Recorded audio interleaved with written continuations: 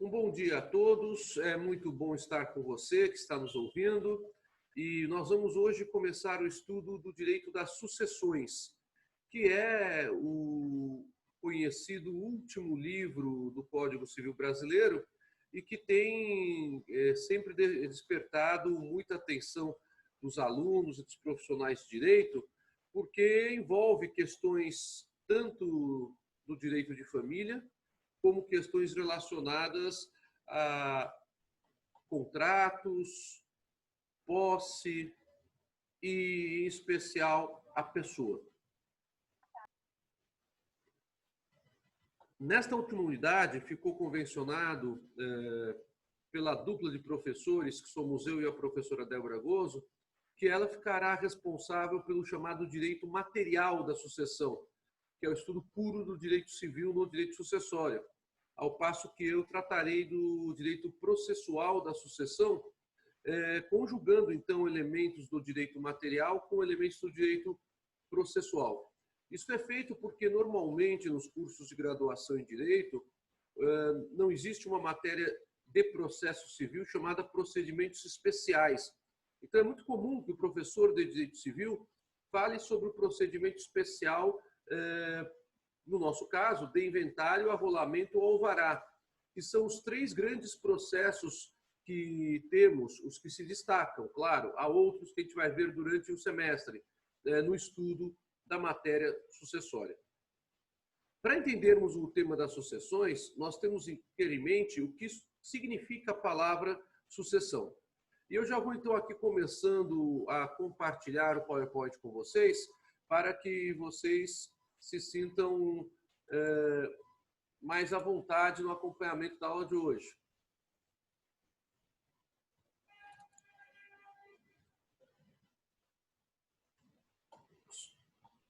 Parece ter uma mão levantada aqui, não sei se levantou sem querer,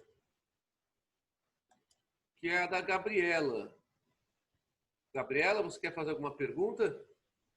Bom dia, Kátia, tudo bem? Eu acho que não, porque deixa eu ver se ela está falando no áudio, mas não me parece estar falando no áudio, não. Não, não está. Bom, sucessão significa substituição. No direito, eu posso ter a substituição de várias situações. Lembrem que todo estudo do direito, ele gravita em torno da chamada relação jurídica, que é o vínculo estabelecido entre partes que têm um determinado objeto. Assim, quando trabalhamos com um contrato, como, por exemplo, a compra e venda, nós temos, de um lado do contrato, o vendedor ou os vendedores. Do outro lado do contrato, o comprador ou os compradores. E a operação jurídica chama-se contrato. Para quê? Para que a prestação do devedor seja o pagamento do preço e para que o objeto do contrato de compra e venda, que é a coisa móvel ou imóvel, seja entregue pelos vendedores ao comprador ou aos compradores. Essa ideia de relação jurídica, que eu exemplifiquei aqui no contrato de compra e venda, é uma ideia que existe em toda a ciência jurídica. Qualquer relação jurídica de direito internacional, de direito público, de direito social ou de direito privado diz respeito a esta ideia estrutural, vamos assim dizer. Nesta ideia estrutural, nós temos o quê? Duas partes, fundamentalmente. Há negócios jurídicos que podemos ter mais de duas partes. Aí fala-se em negócios jurídicos plurilaterais, como é o caso da sociedade civil. E temos um objeto, que no exemplo que eu acabei dando para vocês é a coisa móvel ou imóvel que o vendedor tem a obrigação de entregar ao comprador em virtude do pagamento do preço. Eu posso ter substituição de qualquer uma dessas situações. Eu posso ter substituição do comprador por outro comprador, do vendedor por outro vendedor, do objeto por outro objeto. Então, a palavra sucessão significa substituição. A substituição, ela pode ser fixada ou em um ato jurídico ou em um negócio jurídico. Lembrem-se que tanto o ato quanto o negócio jurídico são categorias de fatos jurídicos. Então, nós temos o fato jurídico, que pode ser um evento da natureza, um evento natural com consequências jurídicas, um ato jurídico, que é a conduta pessoal de alguém, ou um negócio jurídico, que é o acordo. Negócio jurídico é acordo. O exemplo da compra e venda que eu dei para vocês revela um acordo de declaração de vontades entre o comprador e o vendedor, por meio do qual o comprador paga o preço que é correspondente nesse acordo de vontades ao valor econômico da coisa móvel ou imóvel, que o vendedor então terá a obrigação de entregar ao comprador. Pois bem, eu posso ter substituição de quaisquer um desses temas, quaisquer um desses tópicos. Assim, se trabalhamos com a chamada substituição por ato ou negócio inter vivos, eu estou me referindo a um ato ou um negócio que já tem efeitos durante a vida das partes. O negócio jurídico, ele é uma categoria cuja principal espécie, mas não única, é o contrato. Nós temos vários negócios jurídicos que são, na maioria, contratos. E nós temos outros negócios jurídicos que não são contratos. Fala-se em negócio jurídico inter vivos quando o acordo de declarações de vontade tem efeitos jurídicos durante a vida de ambas as partes. Os contratos, que são a principal categoria de negócio jurídico, se inserem dentro desta ideia. Então, a compra e venda, a doação, a locação de imóveis para fins residenciais ou não residenciais, a prestação de serviços, o contrato de empreitada, o contrato de mandato, o contrato de representação, o contrato de empréstimo,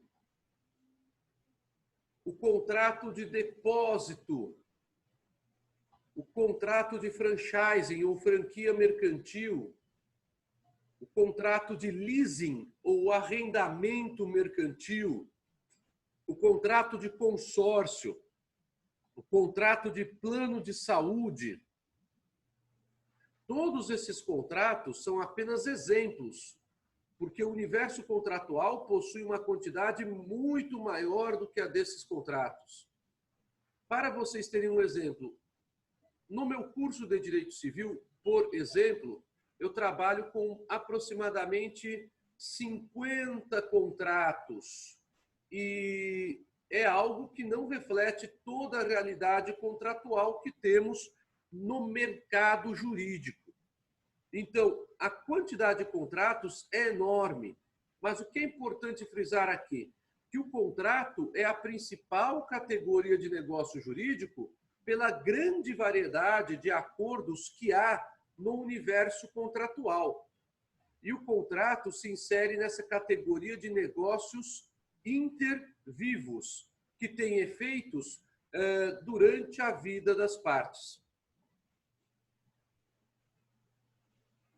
Durante a vida das partes, eu posso ter a substituição de uma delas, de ambas, ou do objeto do contrato.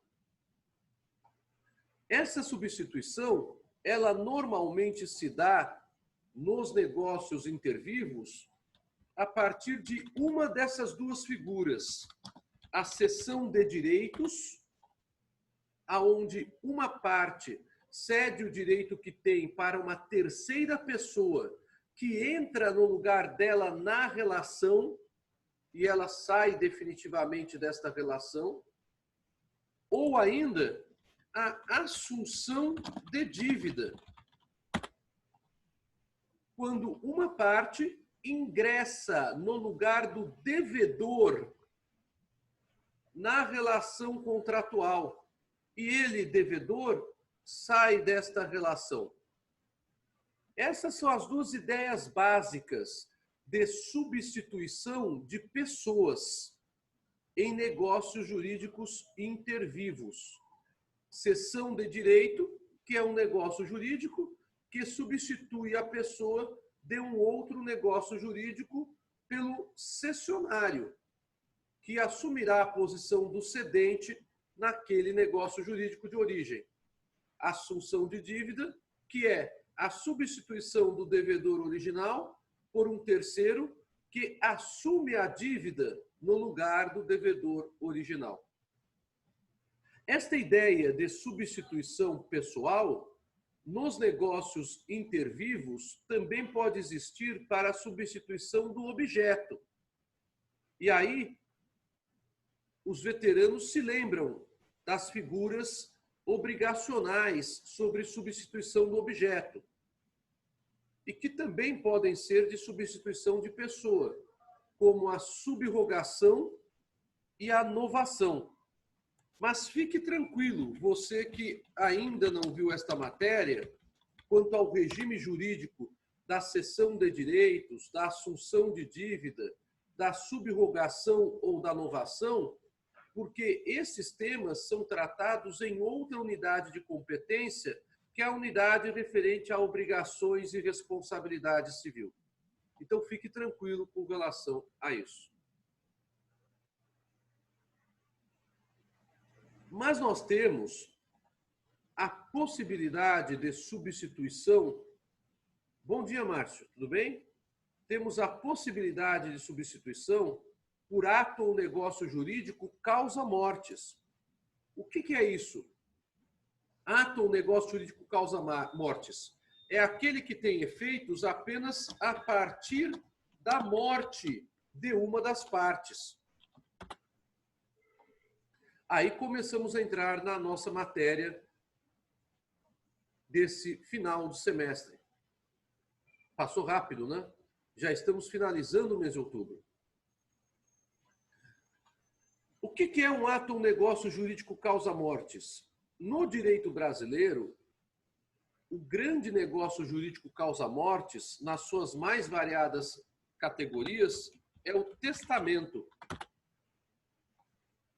Testamento é negócio jurídico causa-mortes por meio do qual o testador estabelece regras de transmissão do seu patrimônio, que obviamente são limitadas pelas normas jurídicas de ordem pública que o direito sucessório tem na legislação.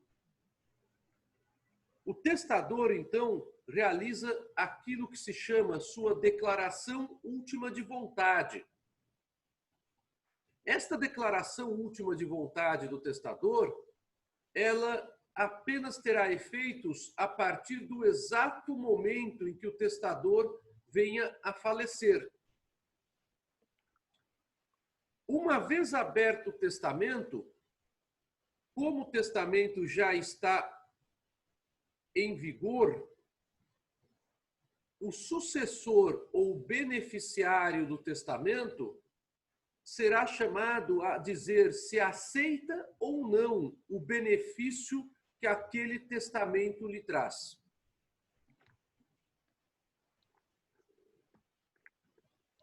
Atenção! Ninguém, absolutamente ninguém, é obrigado a aceitar benefício testamentário, benefício de herança de qualquer natureza, ou até mesmo doação, que não é sucessão, doação é contrato, é negócio jurídico intervivos. Então tem que haver a aceitação do donatário. Ah, Senise, mas é de graça, sem qualquer contraprestação, pouco importa. Ninguém é obrigado a aceitar qualquer tipo de benefício. Tá? Então, Por isso, o testamento acaba sendo não apenas declaração unilateral de vontade do testador, mas uma declaração unilateral de vontade que depende da declaração unilateral de vontade do beneficiário para ter total efeito e, assim, transmitir o benefício ao sucessor testamentário. Então, eu tenho, sim, substituição em negócio jurídico causa-mortes se houver acordo entre a declaração unilateral que o testador fez ainda vivo e a declaração unilateral do beneficiário do testamento, que deve ser feita depois que o testamento passar a ter validade e eficácia, o que ocorre no exato momento da morte do testador. Eu tenho também, por fim, uma outra substituição que é a que mais é tratada em direito sucessório, que é a substituição pelo fato jurídico morte. Essa substituição não decorre da vontade ou da declaração de vontade de alguém. Essa substituição, ela é automática no direito brasileiro. No exato momento em que a pessoa morre, a pessoa passa a ser chamada de cujus. A expressão está aqui, de cujus. Por favor, escrevam desse jeitinho. Não é junto e não é com o. É separado e é com u. De cujus, que indica de cuja herança se trata, a respeito da herança de quem se trata. Então, de cujus é a pessoa que faleceu.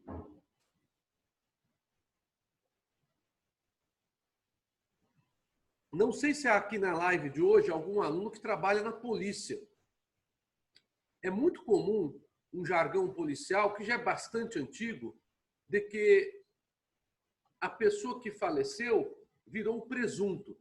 Não sei se alguém aqui já ouviu falar dessa expressão.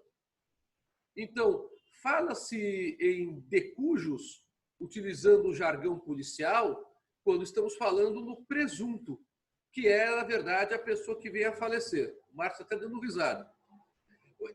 O presunto aqui dessa gíria policial é uma pessoa que ou faleceu por uma morte natural ou por uma morte provocada. Então, pouco importa se a morte foi natural ou foi provocada. Se a morte foi provocada por alguém, isso apenas importará para fins criminais. Para fins sucessórios, tanto a morte natural como a morte provocada abre esta ideia. A pessoa física deixa de ser pessoa e passa a ser o de cujus.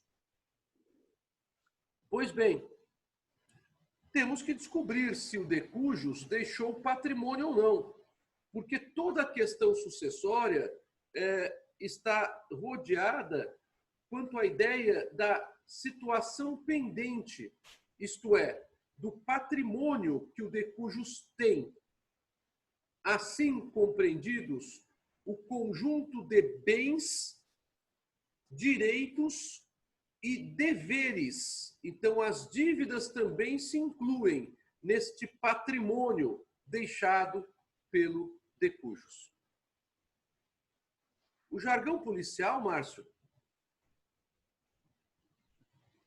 ele leva a uma brincadeira que muitos consideram de péssimo gosto.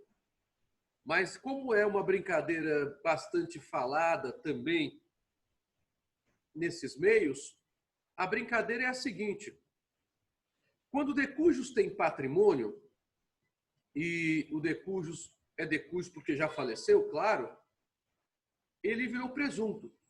E se tem presunto, terá festa. Qual festa? A partilha dos bens deixados pelo de cujus. Tá? Então, vejam a que ponto chega a imaginação das pessoas, né? Então, aí fala-se na partilha dos bens da pessoa. Bom, vocês entenderam essa parte introdutória sobre sucessão como substituição? O tema da substituição por ato ou negócio inter vivos não será tratado aqui nesta unidade, porque é um tema muito amplo. Será tratado em obrigações e responsabilidade civil ou em contratos. Então, eu peço que os calouros, principalmente da turma, não se preocupem com isso. Vocês estudarão isto em outra unidade. Para os veteranos da turma que, porventura, já tiveram esses dois temas, é aqui que eles se encaixam quando trabalhamos com a ligação entre direito das obrigações e sucessões. Nós vamos, então, trabalhar com a substituição por fato jurídico, que é a morte. E se esta substituição ela ocorrerá apenas segundo os ditames da lei, e se ela ocorrerá apenas segundo os ditames da lei, ela chama-se substituição ab intestato, ou ainda sucessão legítima. Ou se ela também ocorrerá por conta da ideia de se tratar de uma sucessão voluntária, que é a sucessão testamentária. Eu posso ter apenas sucessão legítima, que é a hipótese mais comum, porque poucas pessoas fazem testamento. Posso ter apenas a sucessão testamentária, hipótese mais incomum, porque o testador, quando testa, tem limites para testar. E eu posso ter a sucessão híbrida, onde é tanto legítima quanto testamentária. Nós vamos falar sobre isso um pouquinho mais para frente. Então, a sucessão ou substituição pela morte natural ou provocada de uma pessoa, ela pode ser legal ou voluntária. Repito, normalmente ela é legal, chama-se sucessão ab intestato, é a sucessão legítima. Mas eu posso ter a sucessão voluntária, que é a sucessão que decorre da declaração última de vontade do testador. É a sucessão testamentária. E a terceira modalidade, que é a modalidade híbrida, onde eu terei tanto o testamento quanto as regras da sucessão legítima. Ah, Senise, você não está falando aqui de sucessão de empresas ou de sucessão da pessoa jurídica. Por quê? Porque o tema sucessão de empresas ou sucessão da pessoa jurídica é normalmente tratado pelo direito empresarial, primeiro ponto. Segundo ponto, as regras de sucessão da pessoa jurídica são regras estudadas em outra unidade, que não é a unidade relativa ao estudo da pessoa física, da família e das sucessões. Então, quando fala-se em direito sucessório, normalmente se emprega essa expressão para a sucessão dos bens deixados pela pessoa física. Quando se fala em sucessão de empresas, aí estamos falando do patrimônio de uma pessoa jurídica. Então, o que envolve a nossa análise aqui, nestas últimas semanas do semestre, é o estudo da sucessão da pessoa física que veio a morrer. Este é o primeiro dado relevante. Segundo dado relevante, antes de prosseguirmos com a projeção do PowerPoint. A partir do instante em que a pessoa física se torna de cujos, porque veio a morrer, alguém tem que ficar na titularidade dos bens daquela pessoa física. Ela não é mais titular de direitos, não é mais titular de deveres. Então, o direito, muito embora transmita automaticamente, é o sistema do direito brasileiro, os bens para os herdeiros, o direito, enquanto não houver a regularização desta transmissão, ele cria uma entidade que não tem personalidade jurídica, mas é uma entidade que assume provisoriamente a titularidade dos bens deixados pelo decujus, em que pese o fato da transmissão dos bens ser automática para os herdeiros. Simplificando, eu não tenho condições de identificar no exato instante da morte do decujus e de regularizar imediatamente a sucessão dos bens deixados pelo decujus em várias situações. Muito embora eu tenha a transmissão automática desses bens, eu preciso regularizar essa transmissão. Essa regularização, ela é feita posteriormente. Ela não é feita no dia em que houve a transmissão automática dos bens. Então, existe, por assim dizer, um intervalo de tempo entre a data do óbito do decujus e a data de regularização dos bens deixados pelo decujus em favor dos herdeiros. A data do óbito, ela corresponde à data da abertura da sucessão. É neste exato momento que se abre a sucessão. O direito brasileiro adotou aqui a fórmula que vem do direito francês.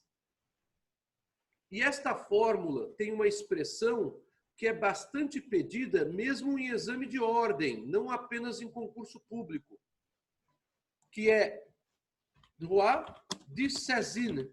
Se escreve dessa maneira aqui. O direito brasileiro adota a mesma solução do direito francês. A sucessão se abre exatamente no mesmo instante em que ocorre a morte do decujus. Vejam, então, como é importante discutirmos o evento morte. E vamos tratar disso hoje. Saber quando a pessoa morreu. E como é importante saber quem morreu primeiro. Se duas ou mais pessoas seriam parentes com potencialidade de serem herdeiras entre si. Então, a ideia de se saber quando há a abertura da sucessão é extremamente importante. A sucessão no brasileiro, repito, se abre no exato momento da morte da pessoa física.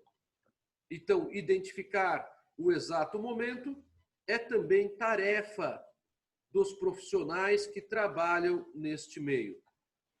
Porque é no exato momento da morte que vamos verificar quem são os herdeiros legítimos daquela pessoa física. No entanto, muito embora eu tenha a transmissão automática dos bens no exato momento em que a pessoa morre, eu apenas terei a regularização dessa transmissão automática posteriormente. Esta regularização, ela é feita por meio de procedimento especial. Será normalmente realizada em processo de inventário, em processo de arrolamento ou em processo de alvará. Então, qual é a data da regularização da transmissão automática dos bens deixados pelo decujus, que se dá na data do óbito do decujus? A data da regularização será a data da decisão de partilha de bens. Quando houver a decisão da partilha dos bens, eu terei a regularização da transmissão automática que ocorreu na data do óbito. Percebam vocês, então, que há um delay, há um intervalo de tempo entre a abertura da sucessão e a efetiva partilha dos bens do decujus em favor dos seus sucessores. E é justamente aí que há uma série de discussões sobre quem herda e sobre quem não herda, levando-se em conta quem era herdeiro no exato momento que o decujus veio a falecer, ou como diz o jargão policial, a virar presunto. Deu para vocês entenderem isso que estou falando? Perguntas? Ótimo, que bom. Que bom, Bruna, que bom, Sabrina. Bom, vejam bem, durante esse período, durante esse intervalo entre a data e a hora exata da transmissão automática, que é a data da morte do decujus, e a partilha dos bens ao final do processo de inventário, arrolamento ou alvará, o direito cria uma entidade despersonalizada que substitui automaticamente o decujus na titularidade da herança. Essa entidade despersonalizada chama-se espólio. Então, o que é o espólio? É uma entidade despersonalizada que é constituída exatamente no instante da morte do decujus e que representará a titularidade dos bens deixados pelo decujus até a efetiva partilha desses bens. O espólio, por sua vez, ele passa a ser o titular provisório, porque é apenas uma situação de regularização de toda a massa hereditária, de todo o acervo hereditário. Então, o espólio é o titular provisório durante esta fase de regularização de todo o conjunto de bens, móveis e imóveis, direitos e deveres deixados pelo decujus por conta da sua morte. Quem administra o espólio? Num primeiro momento, é o administrador provisório da herança. Enquanto não houver a nomeação do inventariante. É o inventariante, é a inventariante quem normalmente representa o espólio. Mas eu posso, antes da nomeação do inventariante ou da inventariante, enquanto não houver ela, para os fins de conservação dos bens, que os bens precisam ser conservados, né? Ter a nomeação de um administrador provisório. É esta a ideia, então, que temos no direito brasileiro sobre a figura da substituição. Com isso, fechamos a ideia de substituição, inclusive sob a perspectiva procedimental. Há alguma dúvida ou posso seguir?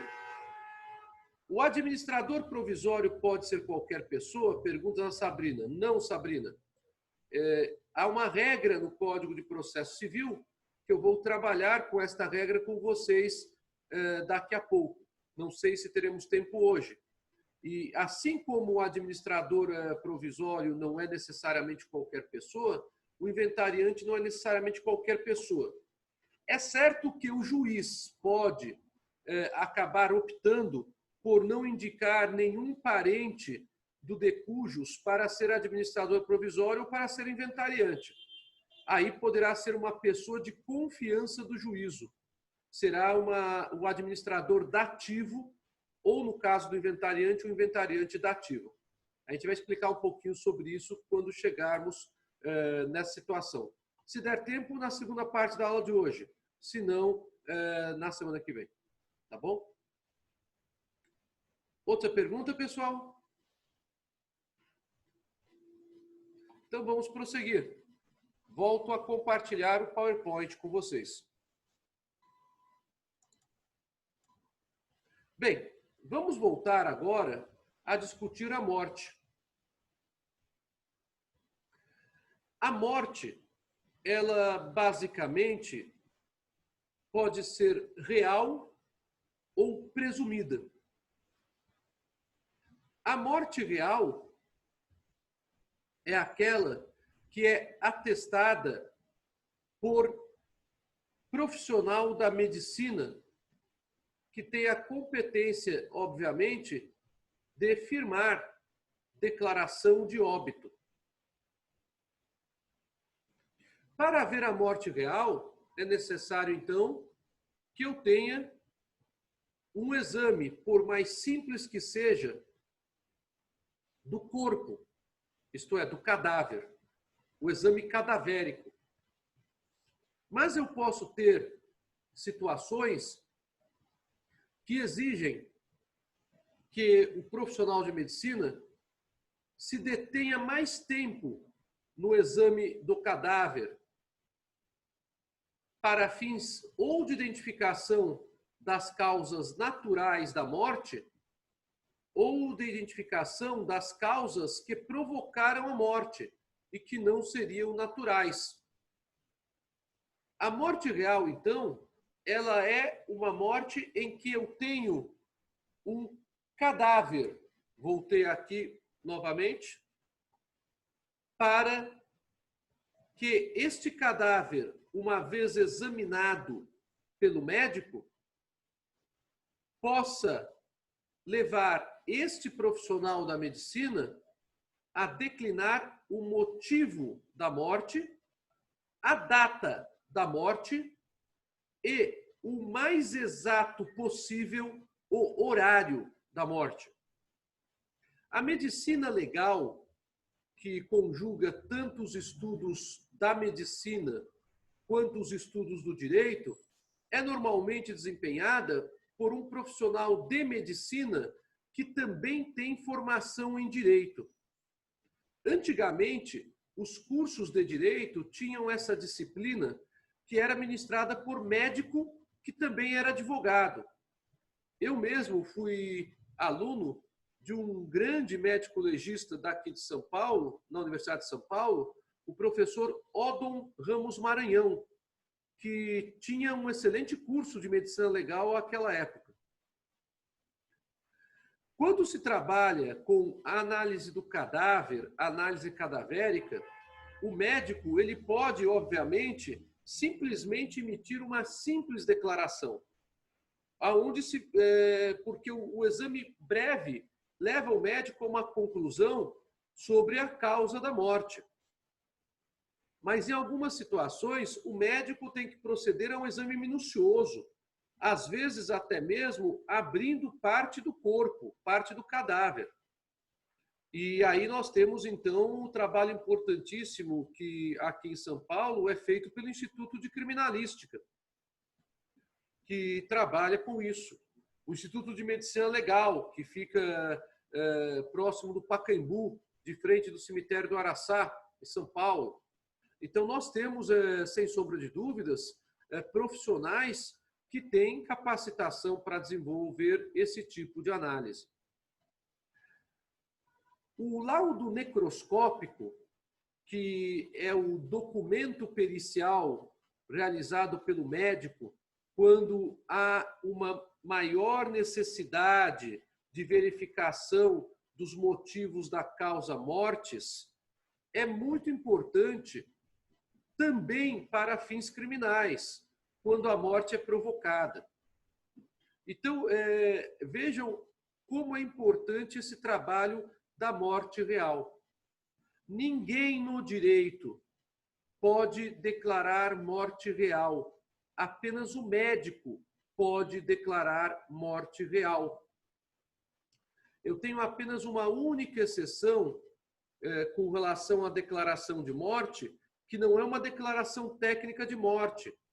Quando uma pessoa acaba morrendo em um lugar completamente inóspito, completamente desértico ou no meio de uma floresta, e não há médico na proximidade para declarar a morte. Eu vou tratar disso ainda hoje. Aí são duas testemunhas idôneas que fazem a declaração. Mas na grande maioria invariável das situações, em 98% dos casos, 99% dos casos, a morte real ela é apenas atestada pelo médico. Juiz não atesta a morte real? Não. Ninguém pode atestar a morte real, a não ser o profissional da medicina. A medicina tem critérios bastante avançados hoje em dia para atestar a morte real. E esses critérios, eles chegam a alguns requintes de até mesmo precisar o exato minuto da morte em determinadas situações. Tudo pelo fato do avanço tecnológico, a tecnologia da informação aplicada a serviço da medicina. Claro que há uma série de situações em que isso não é possível. Aí não tem o que se fazer. Aí o médico tem que chegar à sua convicção a respeito do caso. Por que é tão importante fixar o exato momento da morte? Suponhamos que em um acidente de carro, pai e filho tenham morrido. Por ordem natural das coisas, quem morreria primeiro seria o pai. Mas nós sabemos que há uma série de situações em que, infelizmente, filhos morrem antes dos pais. Dizem que o maior sofrimento que uma pessoa pode ter na vida é a mãe perder um filho. Certamente vocês já ouviram falar muito desse provérbio popular. Realmente não é natural na cabeça das pessoas se perder um filho, mas sim se perder um pai ou uma mãe. E já é um sofrimento muito grande a perda de um pai ou de uma mãe. Por que estou falando isso? Porque pai e filho são normalmente herdeiros entre si, mãe e filho, mãe e filha, e assim por diante. Vamos supor, em nosso exemplo hipotético, que nós tenhamos o senhor Cruz, que é o pai, e ele tem 3 filhos, Cruz Júnior, Cruzeta e Cruzada. E o senhor Cruz sai com o Cruz Júnior para uma viagem de negócios. E ambos vêm a falecer em um acidente de carro. Quem está vivo desta família hipotética que estou falando para vocês? Apenas Cruzeta e apenas Cruzada. Mas eu tenho que descobrir quem morreu primeiro. Por quê? Se primeiramente morreu o senhor Cruz, Cruz Júnior, antes de morrer, herdou do pai também. Por mais que ele tenha sobrevivido poucos minutos ou poucas horas. Se, no entanto, Cruz Júnior morreu antes do senhor Cruz, ele nunca herdou do senhor Cruz. Então, quem herdará do senhor Cruz serão apenas Cruzeta e Cruzada. Vocês perceberam por que é tão importante discutir quem morreu primeiro? Ficou claro isso para vocês? Então vejam a situação. É muito importante saber quem morreu primeiro em um acidente. E a morte real, ela deve ser declarada pelo médico com todos os detalhes científicos de interesse para o direito sucessório. Muitas vezes eu tenho condições de precisar que a pessoa morreu antes da outra. Nesse exemplo do Sr. Cruz, eu mencionei que o Sr. Cruz teria morrido, vamos supor, 1 hora antes do Cruz Júnior. Pronto, precisei aqui o modelo. Então, Cruz Júnior herdou do Sr. Cruz, porque a sucessão é automática, é o droit de saisine. Em outras situações, fica difícil prever isso. Quando não há a possibilidade de identificar quem morreu primeiro, ou ainda, se ambas as pessoas morreram no mesmo minuto, porque a tecnologia da informação já proporciona ao profissional da medicina, em alguns casos, a possibilidade de reconhecer a chamada morte simultânea, aí estamos diante de um problema para a medicina legal. Problema que a medicina legal resolve por um critério de presunção de morte simultânea, que se chama comoriência.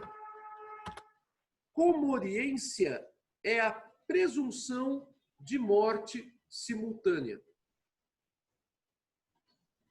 Por que presunção? Porque não dá para cientificamente demonstrar que ambos morreram ao mesmo tempo. Então, a comoriência, que é a presunção de morte simultânea, estabelece uma regra bastante clara. No exemplo nosso, Sr. Cruz e Cruz Júnior estavam de viagem e morreram. Sobraram na família cruzeta e cruzada. A perícia médica não conseguiu concluir quem morreu primeiro. Então fica estabelecida a presunção de morte simultânea, que é a chamada comoriência. Então, diante disso, o senhor Cruz não herdou de Cruz Júnior e Cruz Júnior não herdou do senhor Cruz. É essa que é a conclusão. Percebam vocês que nesta situação nós temos também um outro sentido de sucessão. Porque se Cruz Júnior tivesse herdado do senhor Cruz, nós teríamos Cruz Júnior herdando junto com Cruzeta e com Cruzada, cada um 1/3 da herança. Como Cruz Júnior não herdou do senhor Cruz, porque houve comoriência, no exemplo hipotético nosso, Cruzeta e Cruzada herdarão 50% da herança cada uma. Perguntas?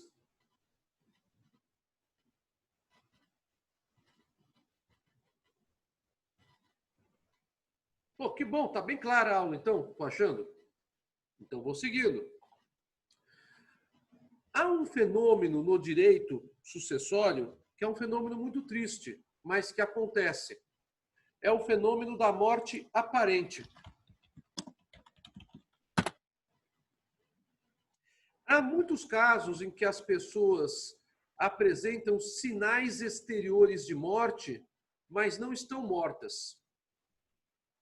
A medicina evoluiu muito no decorrer dos séculos, em que pese algumas situações sejam extremamente desagradáveis até hoje, como, por exemplo, a pessoa que tem que colocar uma ponte de safena ter que ter aberto o seu peito. Mas há situações em que, infelizmente, pessoas acabam sendo tidas como mortas, sem estarem mortas, porque apresentam sinais exteriores de morte. Então, o pulso não bate, não se ouve respiração e há ainda um enrijecimento muscular do corpo. Essas situações hoje são bem mais raras do que eram no passado. No passado, essas pessoas que tinham sinais exteriores de morte acabavam, às vezes, sendo enterradas vivas. E quando retornavam, a consciência e a possibilidade de movimentação do seu corpo, não conseguiam, obviamente, sair do caixão e acabavam morrendo sufocadas por asfixia. Por conta disso, e não só por motivos religiosos, é que começou-se a se trabalhar com mais atenção quanto à possibilidade da realização de velórios e também quanto a um tempo mínimo de velório. E apenas quando começou-se a admitir entre nós a chamada cremação de corpos, de acordo com algumas regras para fins de cremação, é que então houve uma abertura de exceção maior quanto ao velório. Então, o velório ele tem um fundamento religioso, tem um fundamento familiar, mas o velório também acaba tendo um fundamento preventivo.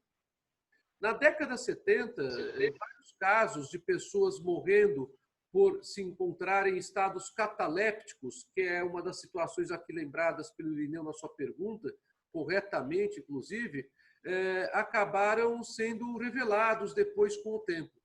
Um caso muito famoso foi o de um cantor da MPB da década de 60, o cantor Paulo Sérgio. O cantor Paulo Sérgio, ele foi dado como morto e foi enterrado após um breve velório, se não me falha a memória, no início da década de 70.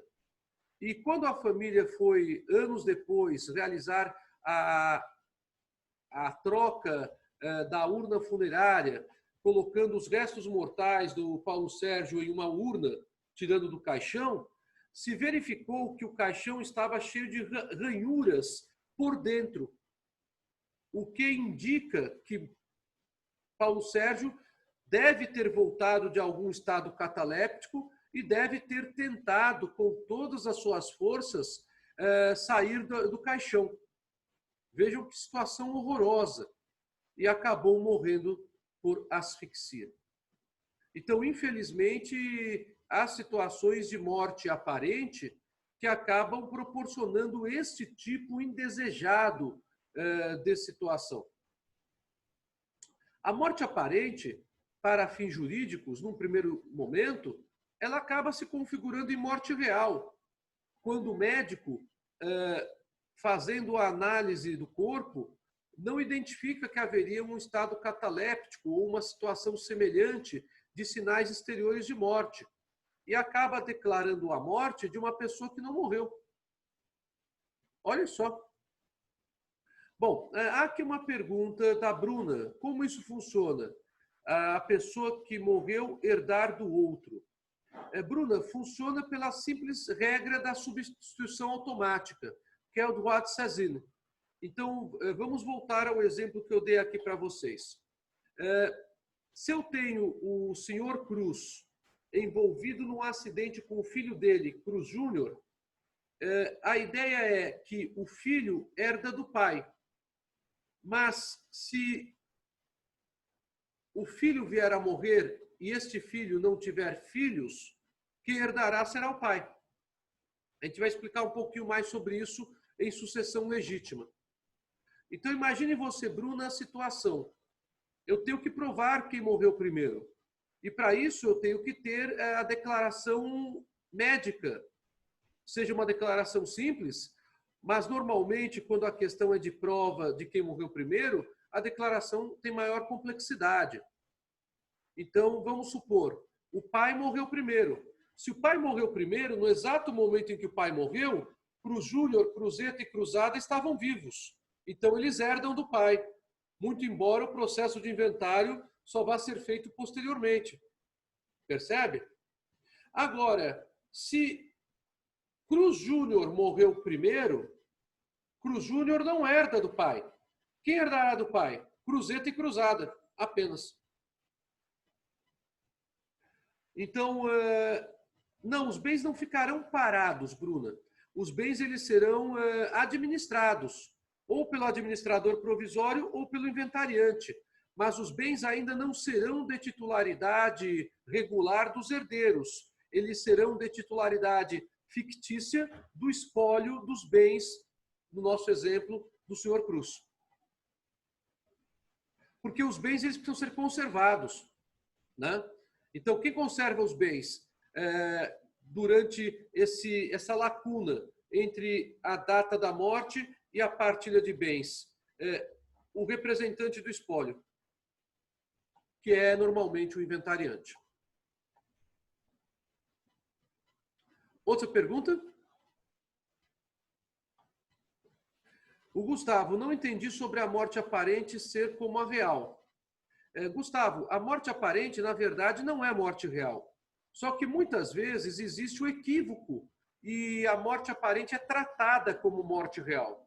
Foi o caso do cantor Paulo Sérgio, que eu mencionei aqui, ficou muito famoso na MPB, não apenas por suas músicas, mas também por esse fim macabro, né? O que acontece? O médico acaba fazendo uma declaração simples de morte natural, porque ao analisar o corpo, entende que a pessoa estaria morta, mas a pessoa ela estava com um estado cataléptico prolongado, sem sinais exteriores de estar viva, sem respiração, pulso não bate, coração não bate, e há um enrijecimento muscular típico de morte. Às vezes não é um enrijecimento muscular completo, às vezes ele é parcial, mas é característico de sinal indicativo de morte. Então, o que acaba acontecendo? A pessoa é declarada morta. E no caso do Paulo Sérgio, o velório não foi tempo suficiente para que ele retornasse dessa situação de catalepsia do corpo. E por conta disso, não se soube que ele não havia morrido na ocasião em que houve a declaração médica de morte, houve inclusive a sucessão dos bens do Paulo Sérgio em favor dos herdeiros dele, e depois, quando a família foi fazer a troca de espaço no cemitério do caixão para enterrar um outro familiar, aí abriu-se o caixão do Paulo Sérgio para depositar os restos mortais do Paulo Sérgio numa urna funerária. E aí, ao se abrir o caixão, se verificou que a parte de dentro do caixão estava cheia de ranhuras.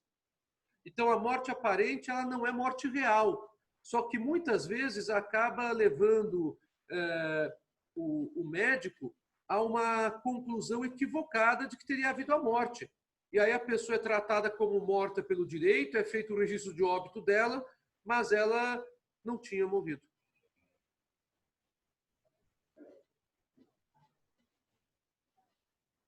Tudo bem, Gustavo? Bem, como vocês podem perceber, então, o Instituto da Morte Real é um instituto bastante importante para o direito sucessório. Vamos voltar à nossa imagem. Vocês podem pensar, nossa, Senise, você mostrou pouco PowerPoint até agora. Até agora, sim. Tem bastante. Ó. 1, 2, 3, 4, 5, 6, 7. Tem 7 hoje. É que eu vou usá-los mais na segunda parte. Eu tenho não apenas a morte real, eu tenho também a chamada morte presumida. A morte presumida, diferentemente da morte real, é a morte que não é atestada pelo médico. O médico não pode atestar morte presumida. O médico apenas pode atestar morte a partir do exame cadavérico. Seja um exame simples, conforme já falei para vocês, seja através de um laudo necroscópico.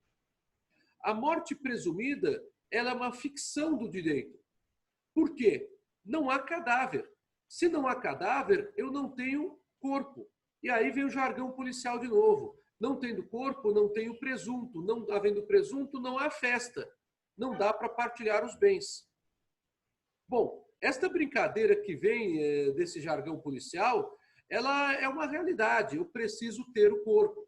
Até mesmo para fins criminais, vocês sabem muito bem o problema que é não ter o corpo da vítima encontrado. A dor de cabeça que isso gera para responsabilizar autores de homicídio. Mesmo assim, vocês sabem que nós tivemos pessoas que foram condenadas por homicídios, apesar do corpo da vítima não ter sido encontrado, como foi o caso do assassinato da Elisa Samúdio, quando o corpo dela não foi encontrado. Mas todas as provas levaram à conclusão que ela teria sido assassinada. Então, quando nós temos a ausência do corpo, nós temos uma dificuldade muito grande de estabelecer, em primeiro lugar, o momento da morte e, em segundo lugar, de estabelecer eventuais responsabilidades. Para fins sucessórios, não ter o corpo é algo muito ruim, porque não tem a abertura da sucessão.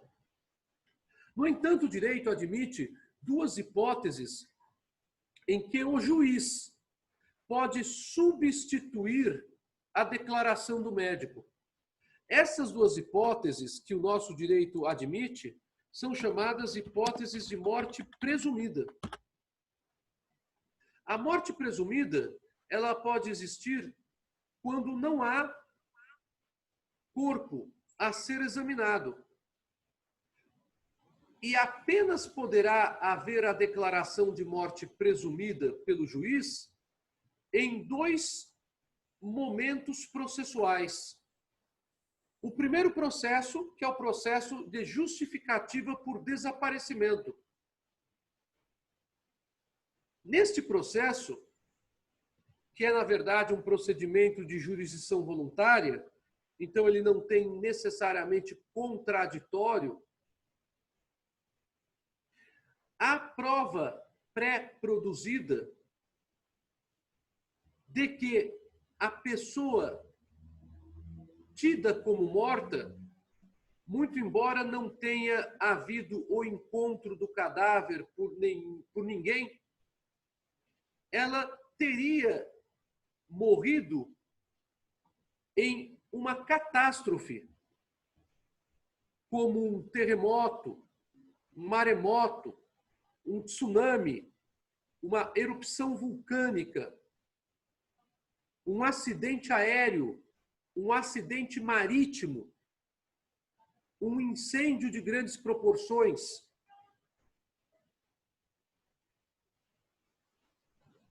Mas o cadáver não foi encontrado. Um caso muito famoso da política brasileira foi o desaparecimento do deputado federal Ulisses Guimarães, que foi um dos grandes nomes da história da política nacional. Ulisses Guimarães, ele foi alcunhado de Senhor Diretas, porque ele foi o grande líder do movimento das diretas já, na década de 80, aqui no Brasil.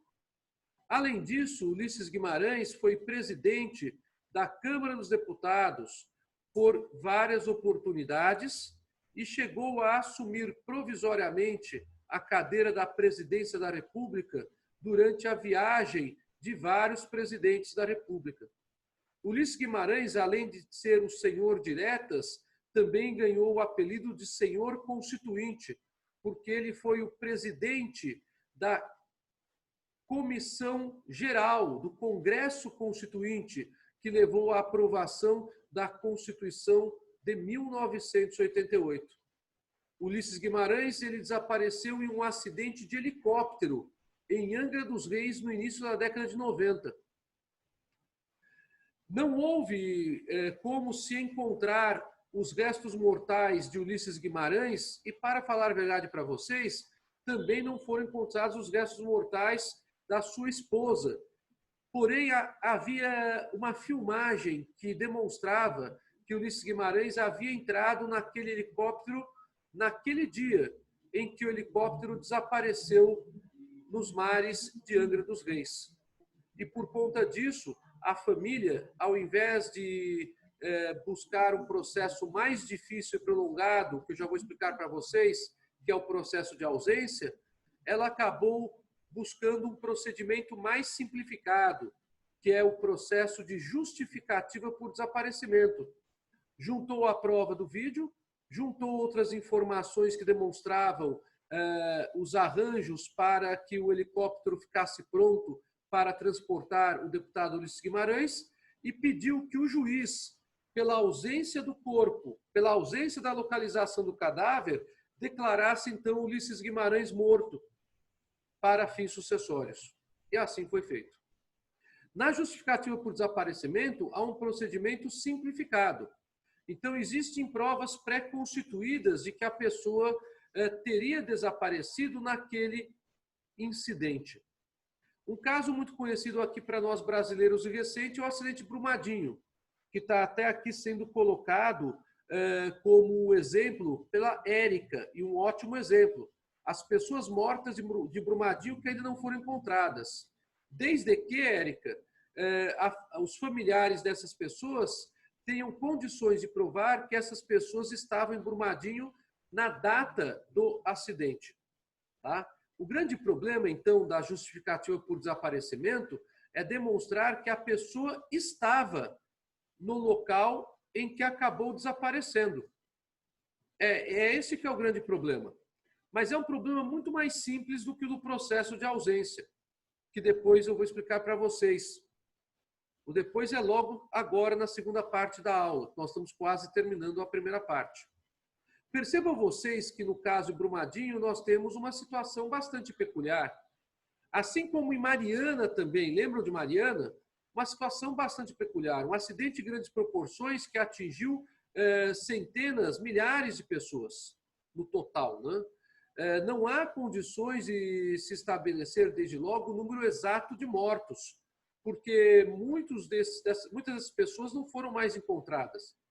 Qual que é o trabalho que os familiares dessas pessoas têm do ponto de vista jurídico? Demonstrar que essas pessoas se encontravam no local do acidente no dia do acidente. Essa demonstração constitui prova pré-constituída e torna possível que o juiz justifique a morte dessas pessoas em virtude do desaparecimento delas. Então, veja um exemplo bastante trabalhado pelo cinema norte-americano. Talvez muitos de vocês já tenham assistido àquele filme O Náufrago, que rendeu o primeiro Oscar de melhor ator a Tom Hanks. Tom Hanks parece-me que é o único ator do cinema norte-americano que tem 2 Oscars de melhor ator. Vocês assistiram Náufrago? Lembram-se do filme? Sim, é um filme excelente, ela está aqui lembrando. Em O Náufrago, Tom Hanks ele trabalhava para uma empresa de entrega de correspondências e mercadorias ao redor do mundo. E ele tinha mulher e tinha filhos.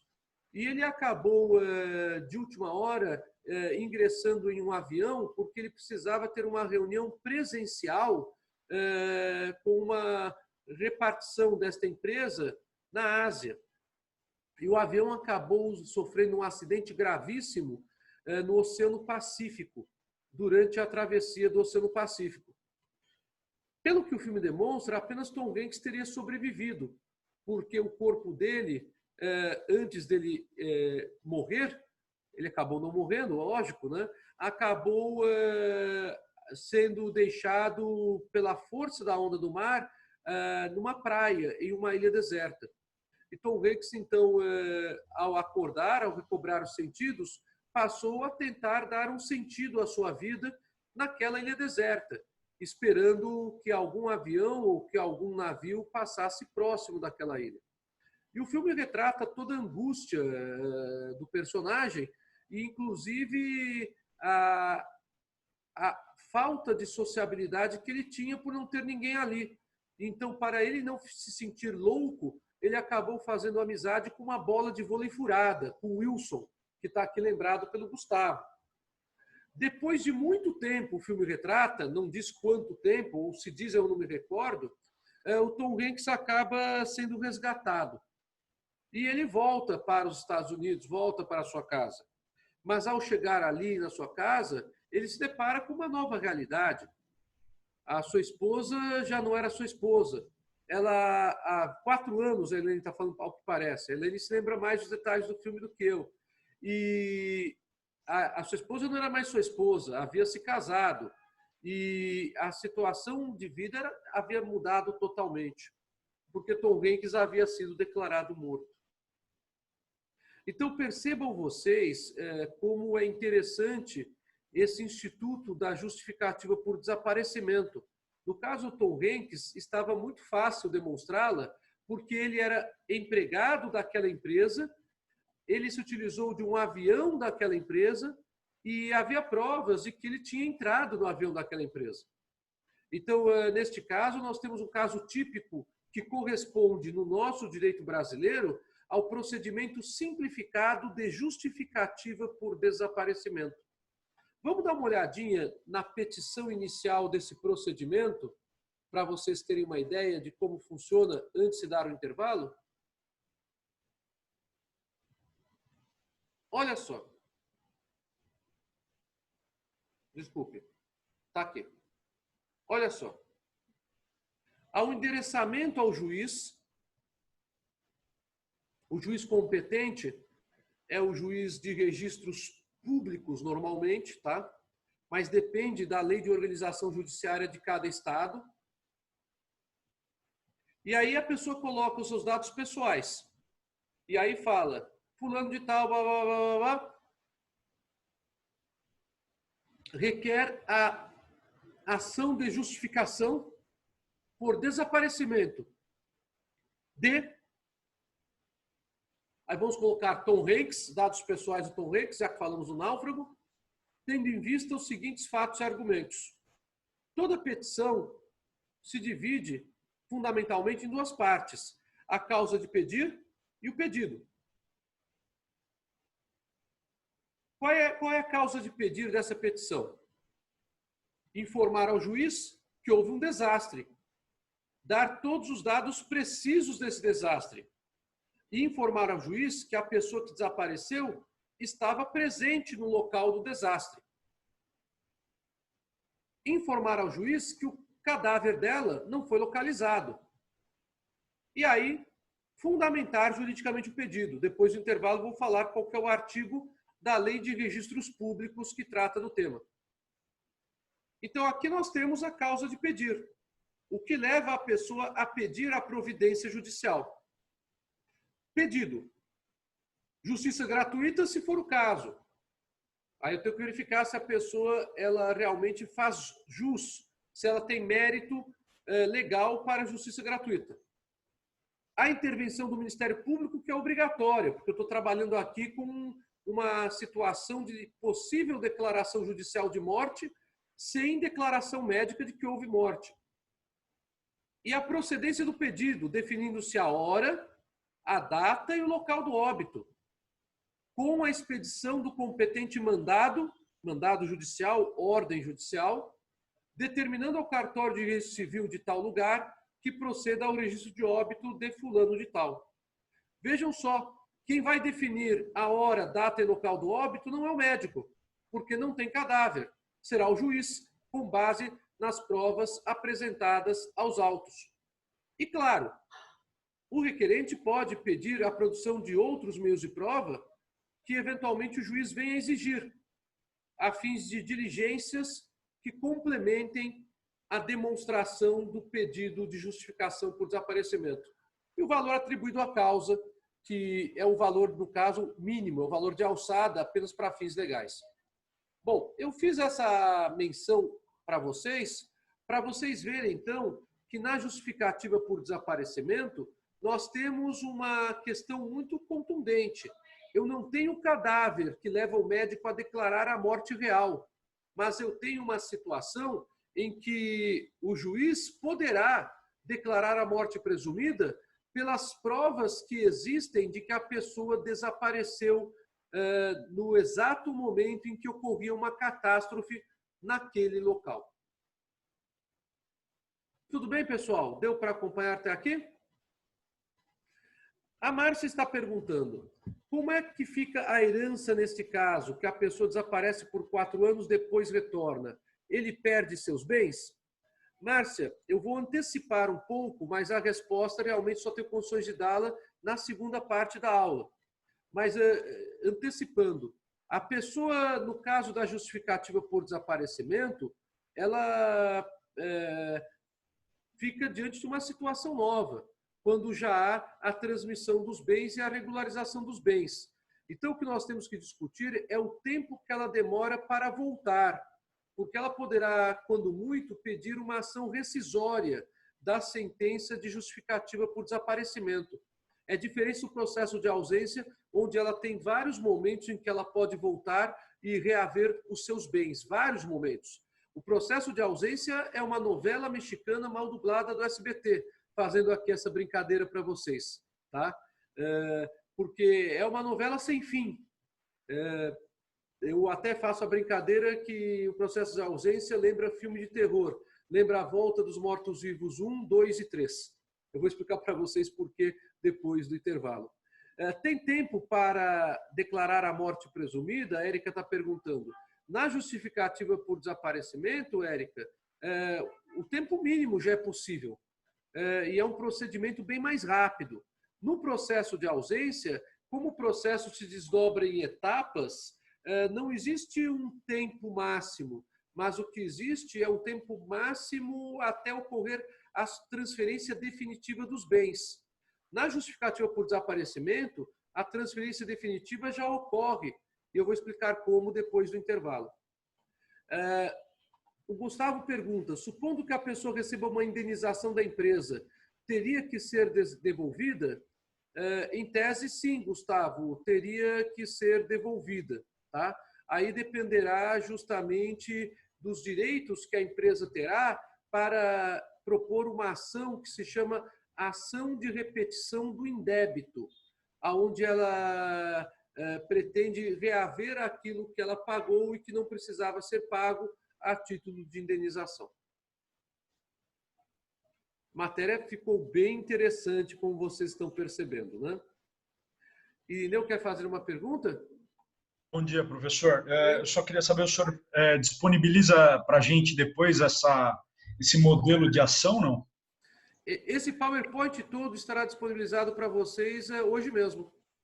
Tá? Tá ok. Tá bom. O material Obrigado. complementar no YouLife. Tá Obrigado. Bom?